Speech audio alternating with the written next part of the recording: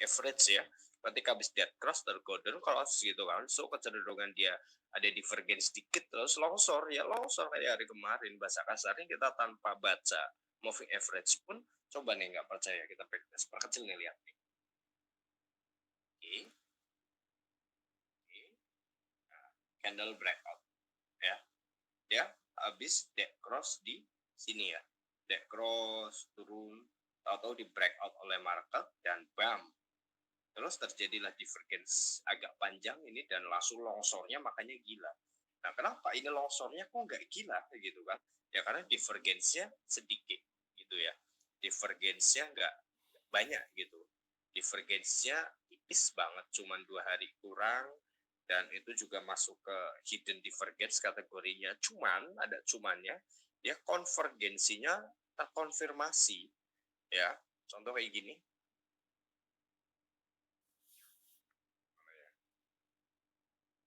Nah, ini kan dead cross. Oke. Terus ada di Hantam News, dia melakukan golden cross. Oke. Nah, pertanyaannya, ketika dia dead cross, kenapa dia dead cross dulu pertanyaannya? Kenapa dia dead cross? Oke. Kenapa dia dead cross? Jawabannya simple sekali. Oke. Karena si market itu mencoba meretes. Mana retes? Ini dia. Kita buat line dulu.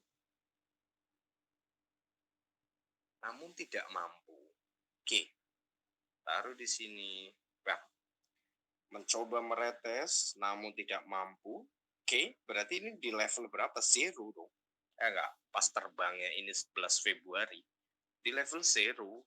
Malah saya nunggu di impuls luar ini kok, bombardirnya. Saya ingat kok. Ya, tapi nggak dijemput, so tahu terbang malah tinggi banget. Tapi oke, okay, saya kan swing entry di bawah sana. Dan kenapa dia langsung terbang gitu? Oke, ya karena ini dia dead cross, udah dikonfirmasi dead cross, kita langsung hukumnya harus paham dulu. Udah dead cross, lo kok nggak bisa nembus apa retes nih? Kalau ada dead cross, ada golden cross, itu harus dipahami dulu, dia harus bisa menembus level kalau mau pembalikan. Kalau ini ya kan mau balik Bandung, lagi uptrend tuh kan, lagi uptrend ini. Nah, ini kan uptrend tuh. Nah, dia mau nembus level ini ya, makanya dead cross.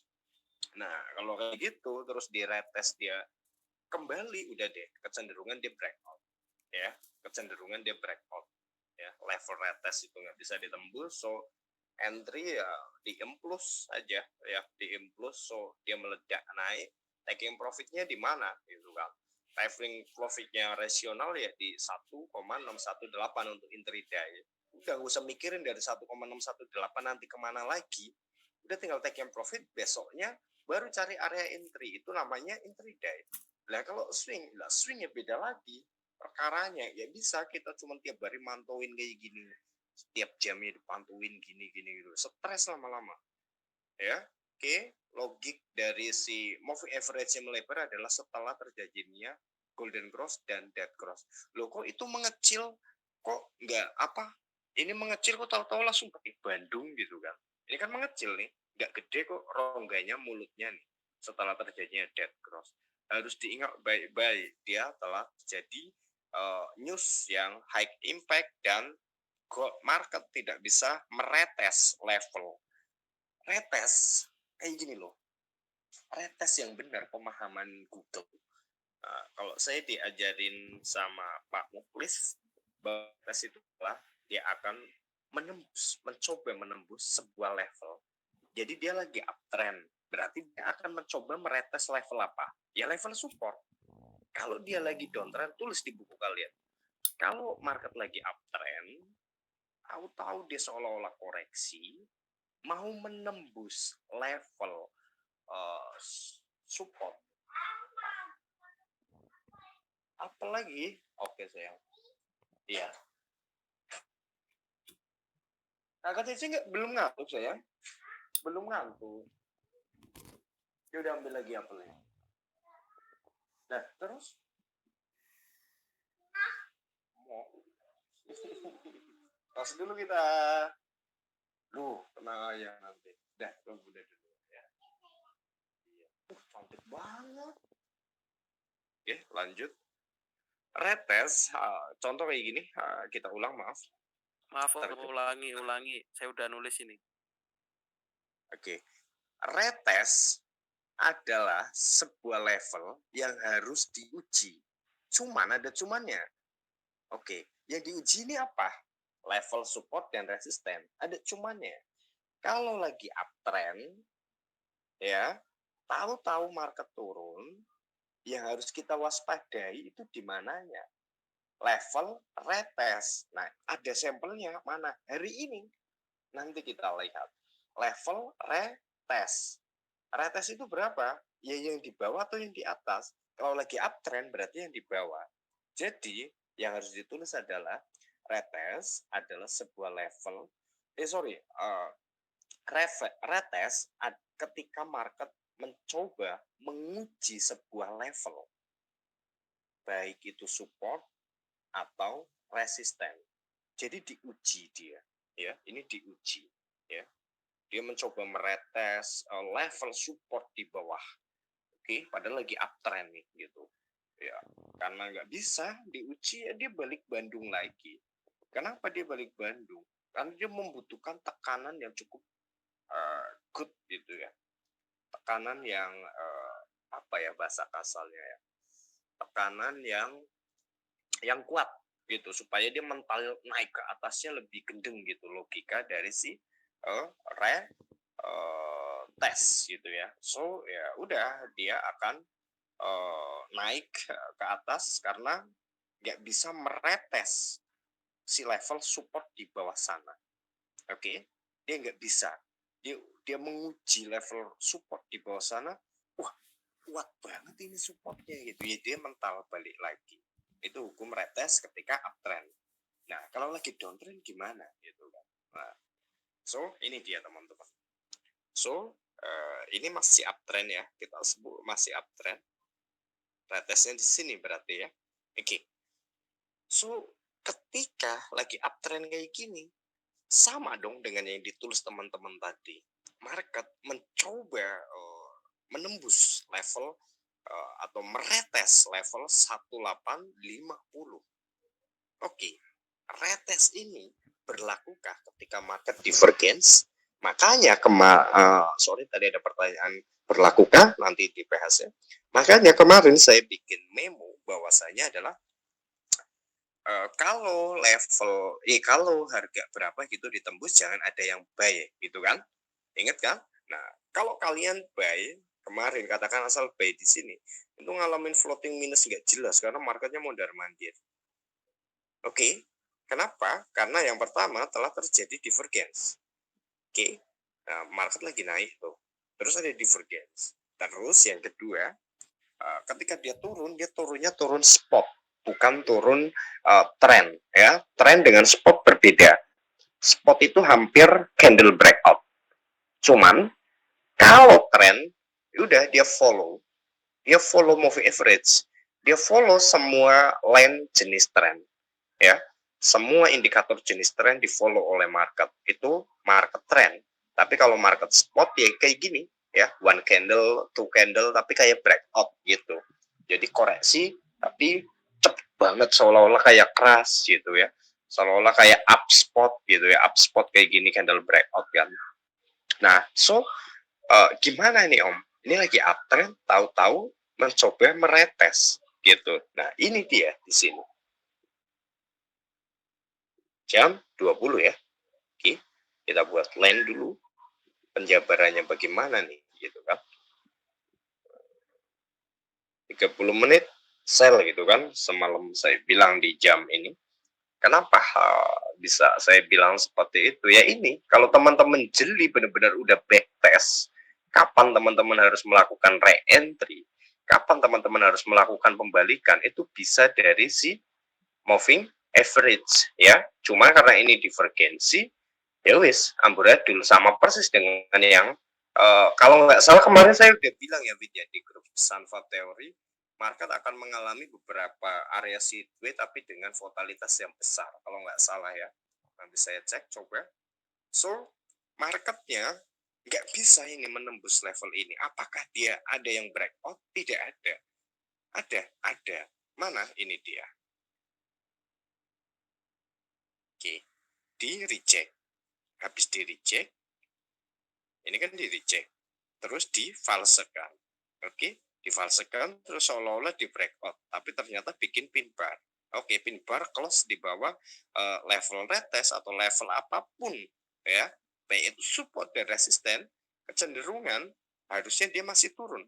Oke, karena dia di bawah sebuah level. Berarti kalau di bawah level adalah jatuhnya di bawah resisten. Kecuali dia close-nya di atas sini, berarti dia kecenderungan apa namanya, di atas support. Itu logika ya, logikanya. Coba ini teman-teman hanya mempelajari berapa candle ini harus bisa membedah pemahamannya. Oke. So di sini market bikin doji, pin bar gitu. Wah, nggak bisa juga dia mau naik, turun lagi. Kenapa? Karena di sini telah terjadi false.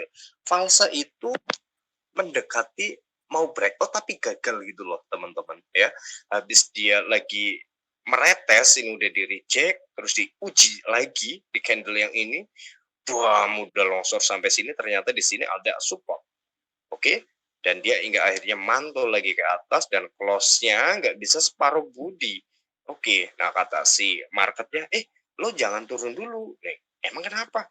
Lah orang lu nggak bisa kok, nggak diizinkan, izin lu baru separuh nih gitu kata si marketnya. So, oh ya udah, nah, ini tuh lo reject, lo barang NG gitu, lo nggak bisa keluar dari pabrik nih gitu kata si market kan. So ya udah deh, tak bikin lagi gitu. Dia bikin lagi, nguji lagi di sini. Bam, mau mencoba turun, di sini ada support lagi. Dia nggak bisa juga ditembus, ya udah dia naik. Oke, makanya seolah-olah terlihat breakout. Tapi close-nya masih di bawah level resisten. Ini jadinya resisten teman-teman retest ya. So, hingga akhirnya dia menguji lagi. Pas dia menguji gini, jediar. Udahlah, gue naik aja. Kenapa? Lo orang udah tak uji satu kali gitu kan. Terus dua kali masih reject juga. Nah kan hukum bonds telah terjadi rejection satu kali, kita bisa konfirmasi di rejection kedua. Nah itu kan hukum bonds ya. So di ketiganya ya udah kita entry buy is okay. Itu ya, floating minus beberapa jam gitu atau beberapa menit, itu kan hukum para master kita gitu kan, kalau entry kan asal tapi profit mereka ya.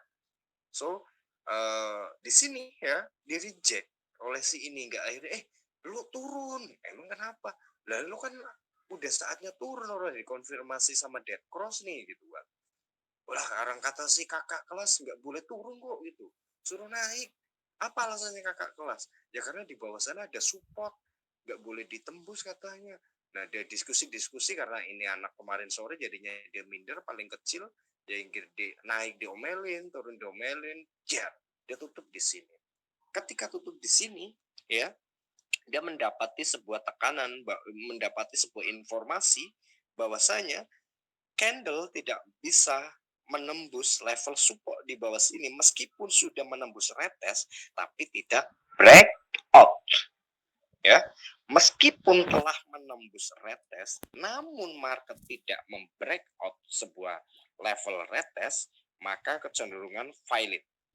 Oke, ya itu makanya di sini apa? File kan? Ya, apa sih itu? Gagal breakout lah.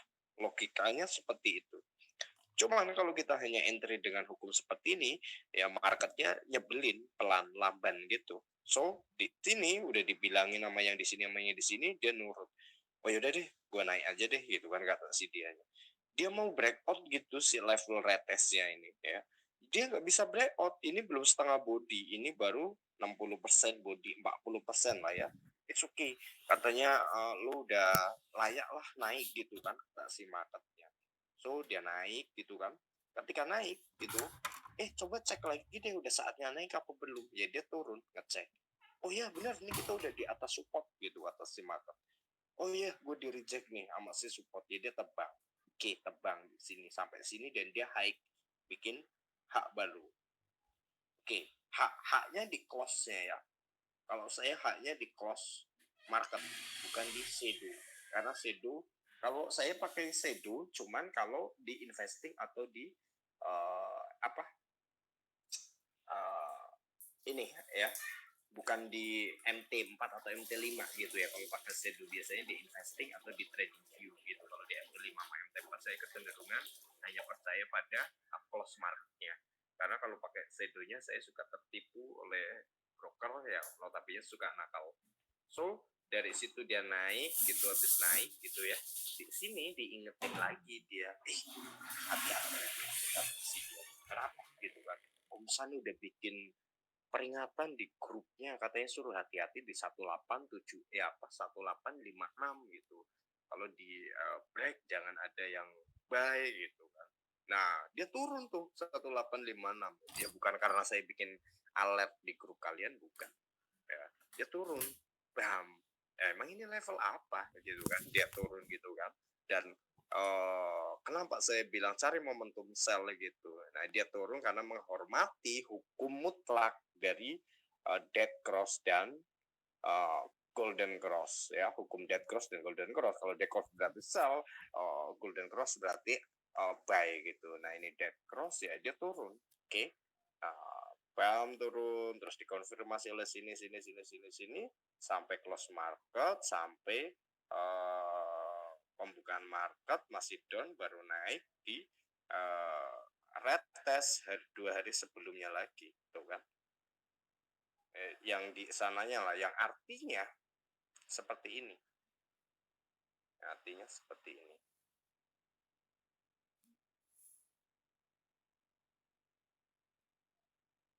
Nah, yang artinya lingkaran hitam itu adalah false. Dia tidak, market tidak bisa meretes sebuah level, yang artinya nanti dia naik ya, bikin Vivi seneng dulu ini karena si Vivi ada buy banyak, dia nggak tahu tempelan setan apa, mungkin buy-nya bombardir, mau taking profit di situ katanya gitu kan. So nanti marketnya itu harus mencari konfirmasi divergence. Di mana divergence-nya gitu.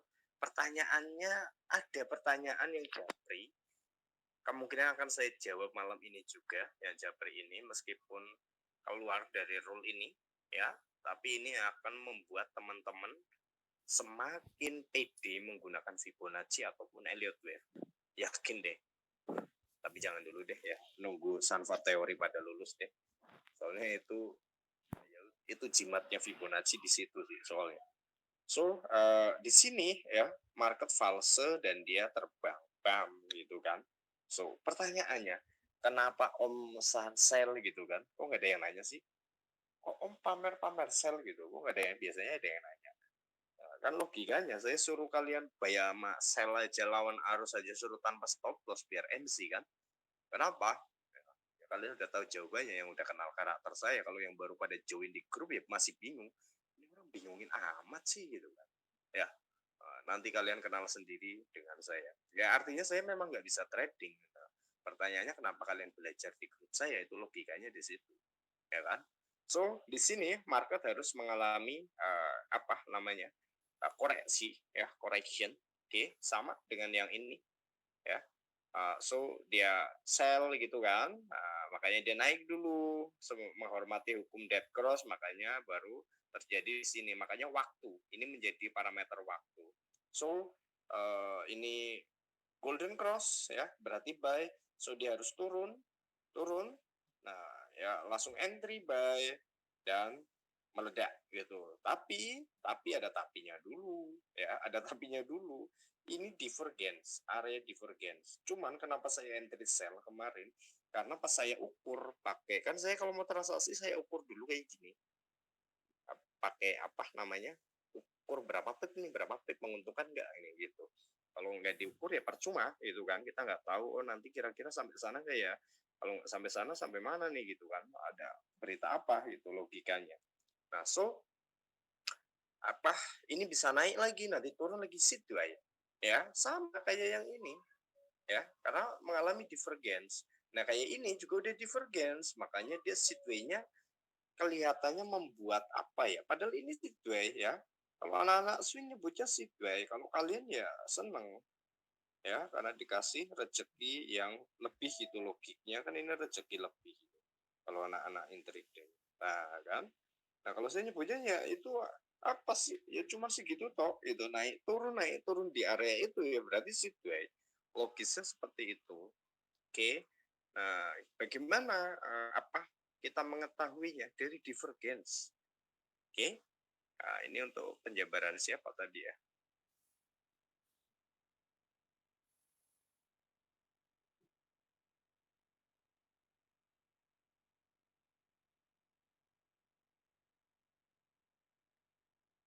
Iki Mas Agun pertanyaannya kok konyol men, Kang. Mengapa EMA itu menjadi sangat penting untuk melihat kecenderungan arah harga dan tren? Ya kalau kita tidak tahu jalannya ya pusing mas. Kita yang tahu jalannya aja suka kesesat. Contoh kesesatnya seperti ini. Ketika market mengalami uptrend, kita buy juga masih bisa loss. Oke, berarti EMA nggak terlalu penting gitu ya logika dasar. Betul, EMA tidak terlalu penting untuk kita mungkin ya apa mereka yang sudah pro dan sudah bisa baca market melalui technical full 100% technical analysis. Tapi kalau yang masih belajar masih membutuhkan pendamping, masih membutuhkan kan tidak mungkin Kylian Mbappe gitu bisa nendang sendiri sampai ngegulin kan dia harus butuh apa ya? Ya harus ada yang ngarahin, harus, lu cara nendangnya gini lo, oh lu kayak gini lo, lu harus kayak gini lo. Nah di jalan pun juga sama kita. Gojek, dia udah pakai aplikasi Gojek masih nyasar. Oke, padahal udah ada itu aplikasinya. Alamatnya udah ditulis masih nyasar. Sama kayak kita di market. Kita udah ada trennya lagi apa namanya? Uptrend primarinya. Katakan kita swing. Kalau saya kan follow trend di 1 minute seperti ini ya, follow trend ya. Nah, konfirmasinya gimana nanti ada penjabarannya. Kenapa harus di 1 menit untuk follow good trend dan moving average berapa yang harus dipasang? Nanti berbeda-beda dia lagi mencoba manuver tapi di reject dan di reject. Nah, tapi ini bukan bukan jawab pertanyaanmu ya. Berarti harus berurutan nanti baru dibahas. EMA berapa kali satu set ini sih satu potongan 3 EMA berapa kali ketemu tidak mau mencapai 4 dari kanan kalau H4 GC sedangkan H1 DC H4 GC sedangkan H1 DC apa saja yang harus kita waspada ya correction ya ada correction jadi gini teman-teman tulis di buku jika terjadi dead cross atau golden cross di time frame yang lebih besar kecenderungan signalnya lemah jika kecondongan apa ya kemiringan sudut kemiringan moving average-nya tidak apa ya derajatnya gitu ya kalau nggak miring banget itu di frame-frame besar itu kecenderungan signalnya lemah Pelan-pelan, oh mau dicatat. mau dicatat Cepet banget Om. gimana kalian Tidak yang terjadi Sepakat. gimana dari kata-katanya kan awal itu tidak terjadi DC dan GD di TF yang lebih besar. Nah itu lanjutan. jika terjadi GC dan DC di time frame yang lebih besar kecenderungan signal lemah. Oke. Nah, yang kedua, kita harus tahu sudut kemiringannya. Oke, sudut kemiringannya itu good nggak sih kenaikannya? Apa sih sudut kemiringannya nyebutnya ya? Ya kalian tahu lah apa moving average datar sama miring, masa nggak bisa bedain? Ya, pinternya kebangetan. Itu logika ininya. Sebentar, kok kayaknya ada momentum bagus. Sebentar teman-teman. Nasdaq. Wow.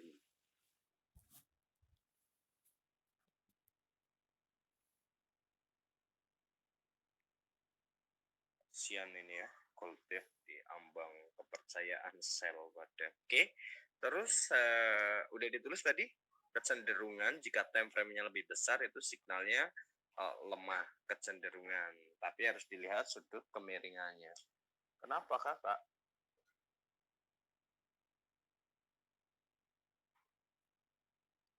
Sudut kemiringannya. Oke, lanjut.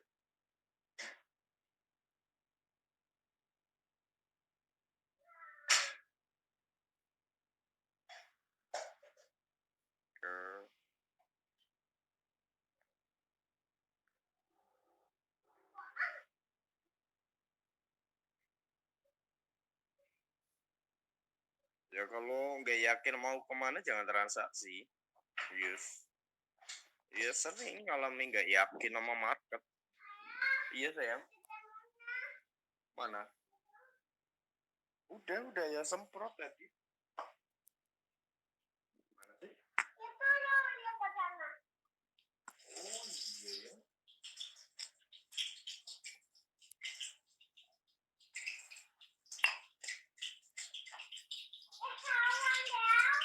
Iya udah jangan dipegang, jangan dipegang.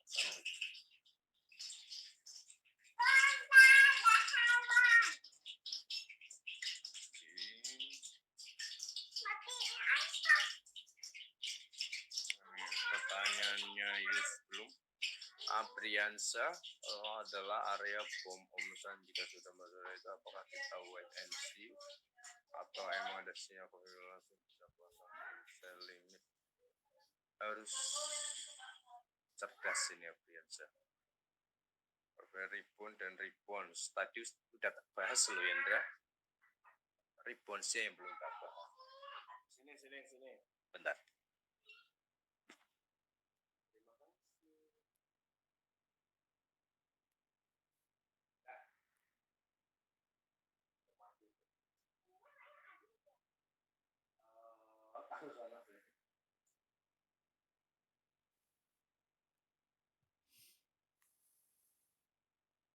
Oke, Apriansa.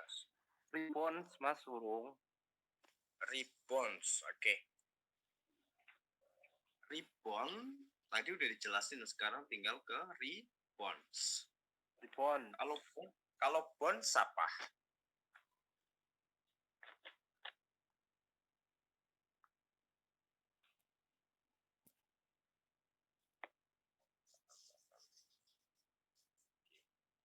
Kita iya saya.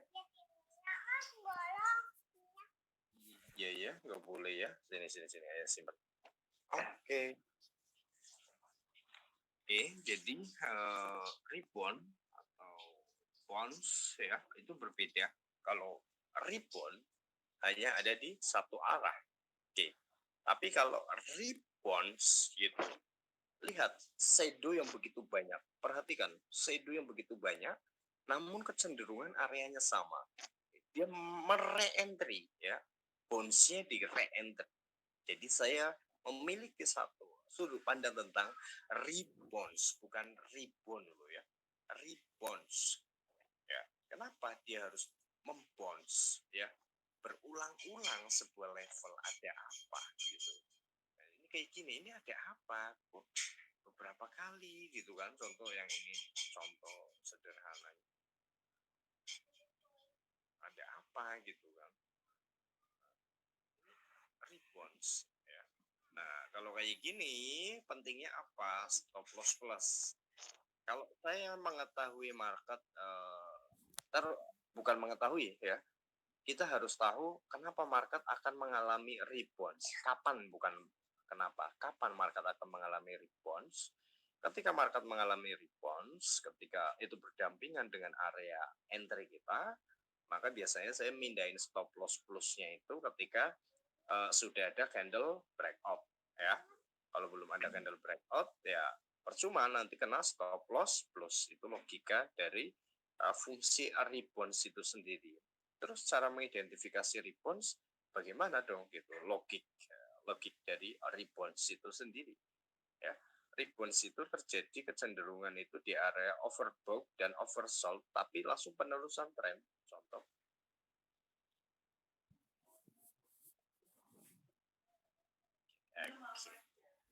nah, jadi ini ya hukumnya orang suka ketipu karena di Google tidak diajarkan. Ketika di bawah 50 ya masih pada sell karena buy-nya nanti nunggu di sini paling safety. Oke, itu good trading dengan indikator. Nah, kalau sebelum di sini berarti kita nggak buy gitu. Logika seperti itu ya. Dan di sini kita akan sell gitu kan. So, pas sell di sini ternyata baru nyampe di atas 50 juga dia tebang lagi gitu kan. Itu logiknya. Nah, rebounds sering terjadinya, tulis ketika market ya, ketika buy atau sell-nya itu tidak di area overbought atau oversold. Oke, apakah itu selalu? Tidak selalu. Tidak selalu. Cuman ada cumannya. Contoh kayak gini ya. Nah, ini kan nggak di area ini ya. Kalau saya pasang stop loss plus langsung gitu, ya turun lagi kena, ya kan? So belum nyampe taking profitnya. Contoh taking profit satu berapa gitu lah ya, 1,382 atau berapa gitu kan? So ini kayak gini bukan rebounds. Rebounds kayak bonds ya, kayak bonds, cuman dia lebih apa ya? Ini jangan masuk kategori rebounds lah, takut kalian nanti malah salah kaprah di market. Ini bonds ya, bonds karena hanya terjadi 2 kali ya.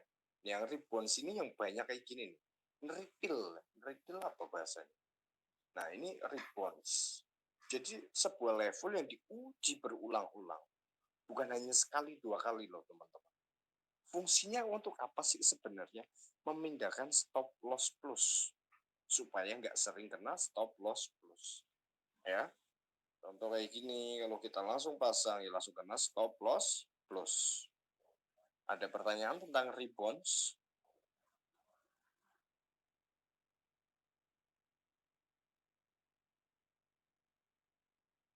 Ada pertanyaan tentang rebounds?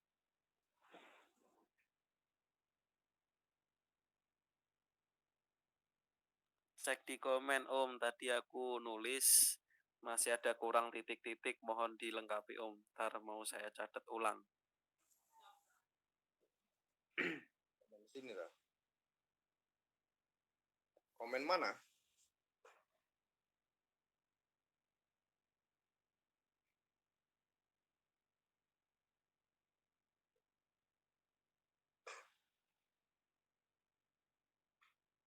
Mana nggak ada komentar? Ada 2 foto.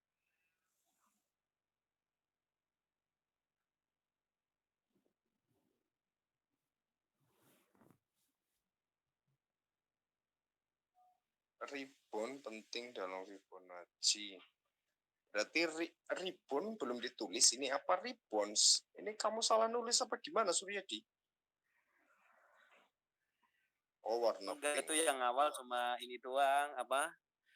Kalau rebound kan untuk stok ya, untuk saham. Nah, terus tadi kan ada lanjutan buat referensi aja sih. Kalau untuk yang dipakai kan rebounds. Cuma kalau yang ini teh buat referensi aja kan tadi mah. Oke. Jadi gini.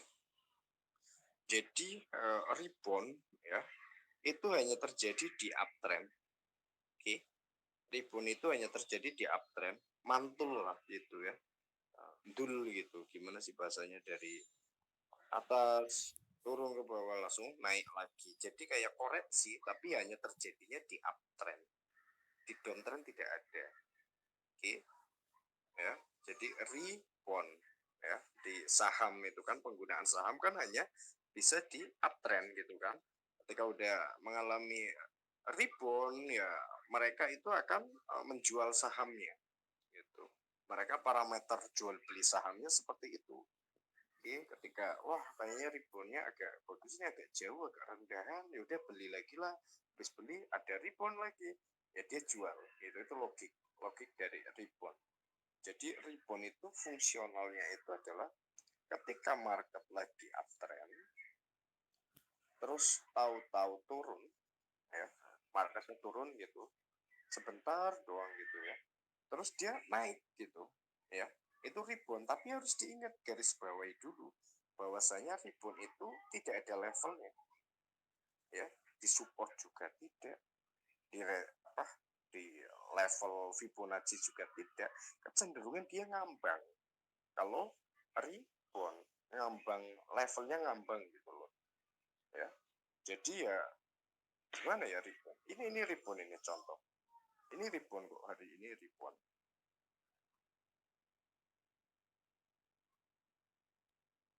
Nah ini reboundnya yang pagi-pagi. Oke, dia di impuls juga tidak, ya kan, itu rebound dan dia naik mencoba melanjutkan trennya, baru dia membuat retracement. Oke, nah ini di retracement pakai hukum Bounce. Oke, udah di bounce, ya udah tinggal buy dan meledak naik. Itu logikanya seperti itu. Ya. Jadi ada logiknya. So ini nanti kapan gitu si market akan sell lagi gitu. Ya nanti ada masanya dia koreksi ya. Tapi ini harusnya lebih tinggi dari ini ya. Harusnya lebih tinggi dari situ ya. Semoga sih taking profit di itu saya gitu kan, harapan saya. Ya kalau enggak ya udah gitu, logiknya seperti itu. Sebentar teman-teman.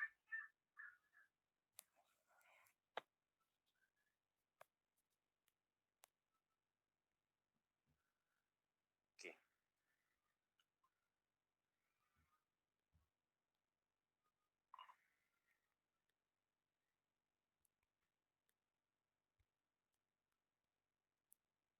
Sebentar, saya tinggal bentar dong.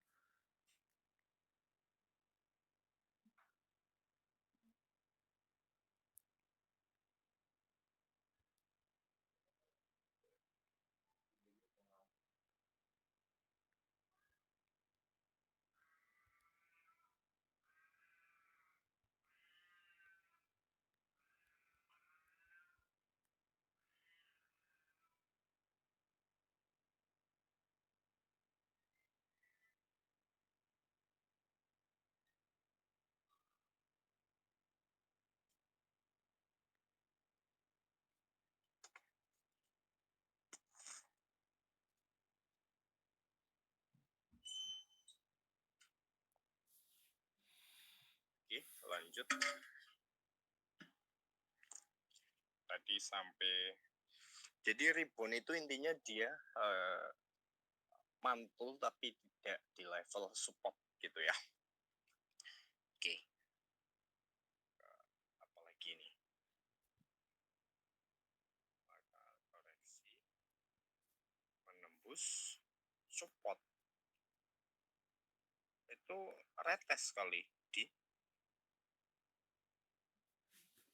ini warna ungu apa ini yang kedua ini? Market uptrend, koreksi, menembus support. Nah itu retest berarti membreak retest. Gimana? Kurang jelas lagi yang mana? Kalau untuk retestnya mah udah tak tulis tadi. Kan retest menguji market. Contoh pada tanggal 11 Februari jam 09.00. Itu kan tadi kan digaris. Di situ. Terus? Ya udah itu kan tadi apa ya, ada kata-kata lanjutannya kayak gitu. Makanya mau tak tulis. Oh, orek. Tapi intinya sih udah paham sih. Intinya kan retest, sandal sebelumnya gagal nge-reject, terus naik nge-reject lagi, tapi posisinya kalau ditarik line masih sama, masih di retest gitu. Orek. Terus ke Abriansa. Nah, ini nanti topik terakhir Abriansa ya. Terakhir dari end of live streaming karena itu paling nyenengin bahas itu. Ya. Indra, Ribon dan Ribon sudah ya. Mas Agun penjelaskan dasar EMA 21, 34 TFA 1, EMA 21, tata kedua 21 jam. Betul sekali. Terakhir dan EMA 34 rata betul sekali. EMA itu menjadi sangat penting untuk melihat kecenderungan arah harga tren. Tahu kenapa seluruh dunia jamnya berbeda? Nah, itu pertanyaan pertama dari jawabanmu. Yang kedua, ada pertanyaan lagi.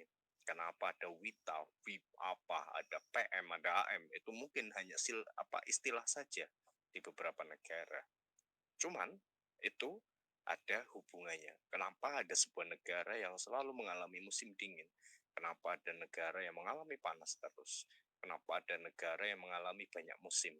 Contohnya seperti negara kita, ya, musim MC ya gitu kan, musim profit langsung pada pamer di sosial media, ya itu negara kita. Oke, kita langsung ke marketnya. Karena penjelasan logikanya hampir sama dengan siapa mereknya tadi, Rizky ya, itu hampir sama. Cuman ada cumannya. Ini oke.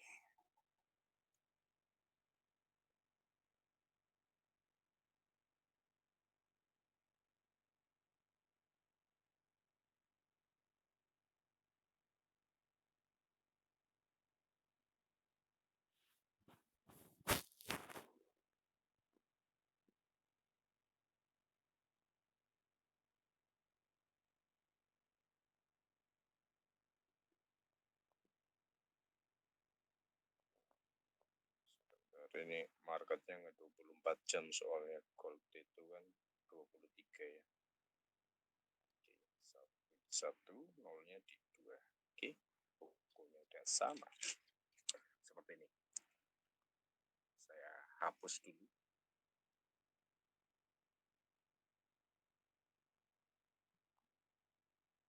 Oke, yang nggak saya hapus ini 21, 34 sama 89. Paham? Seperti itu. Kenapa dihapus?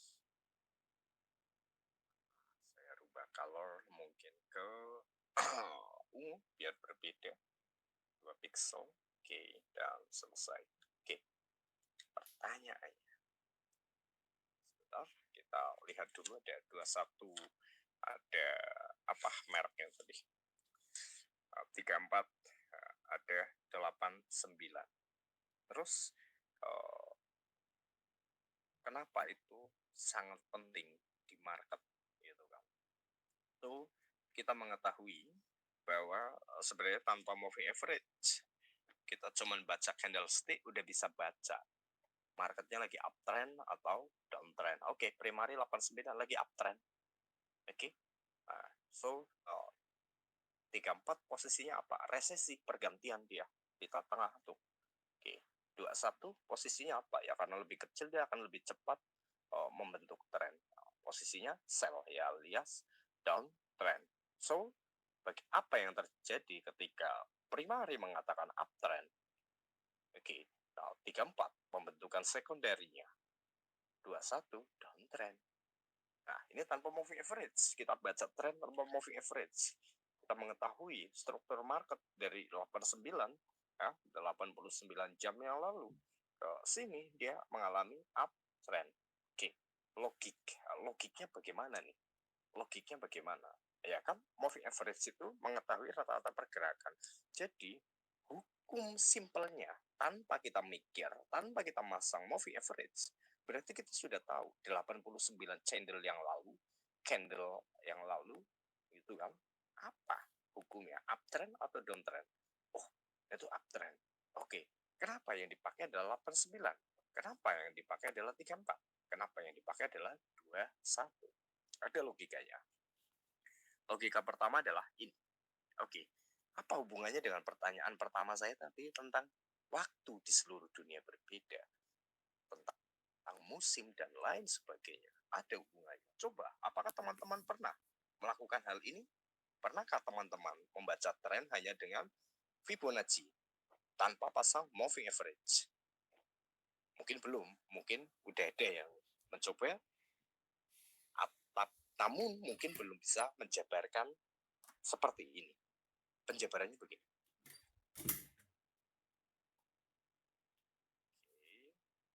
So, ini kita rubah ke sini, ya kan, moving average-nya kan berjalan ceritanya. Oke, ini kan hanya hukum matematika, moving average itu yang sudah di coder ya menjadi indikator. Awal mulanya algoritma apa? Matematika ketemunya dari mana? Dari hukum fraktalnya. fraktalnya bagaimana ya tergantung pembagian periodenya. Dibagi plusnya minus apa dipluskan atau diminuskan atau dibagi atau dikali atau diakar kuadratkan. Nah, makanya ada simple moving average, ada exponential moving average dan lain sebagainya. Sekarang muncul yang terbaru di Rusia dan Kanada adalah triple moving average dan itu sudah diresmikan oleh pihak MetaTrader. Itu hanya ada di MetaTrader 5 PC untuk double moving average, double exponential moving average. Di akurasinya lebih tinggi untuk menentukan tren. Ketika eksponensial biasa dan moving average biasa mengatakan sell, dia sudah memberikan signal buy duluan. Nah, itu lebih nggak tahu itu. Tapi ada tapinya itu ya, double exponential moving average, hukum matematikanya tidak bisa dijabarkan oleh pihak MetaTrader. Tidak tahu kenapa, mungkin takut banyak orang lebih banyak menemukan indikator. Karena rumus simple moving average, eksponensial kan kita tahu, cari di Google aja langsung nemu. Tapi kalau double exponential moving average dari pihak MetaTrader mengklaim itu privasi mereka dan itu tidak bisa dipublikasikan. Nggak tahu kenapa ya. Contoh kita downtrend seperti ini, oke, si sana ya udah mengatakan uptrend, si double exponential moving average. Kalau teman-teman pakai PC, pakai MT5, pasanglah double exponential moving average dengan settingan yang saya berikan ini dan lihat di market. Saya aja tercengang ya, saya aja tercengang. Oke, ya. Terus mendetailnya adalah apa lagi? Oke. Sangat penting. Ini loh Bang. Kalau kita buta di market, kita sering kesesat ya. Oke lah, follow trend, lagi uptrend kayak gini, ya baik kok longsor om gitu. Katanya suruh follow trend, ya betul. Ya, karena kita hanya belajar di area pembodohan publik, yaitu Google. Google udah bener ngomongnya kok, follow your trend. Tapi kalau saya logikanya, tren yang mana dulu yang harus saya follow? Ya, logikanya di kampung kita banjir gitu ya. Terus kita pakai apa? Sepatu yang tingginya 15 cm itu cewek-cewek apa nggak kebelesak? Itu logikanya. Memang lagi ngetren sepatu tersebut. Tapi kalau dipakai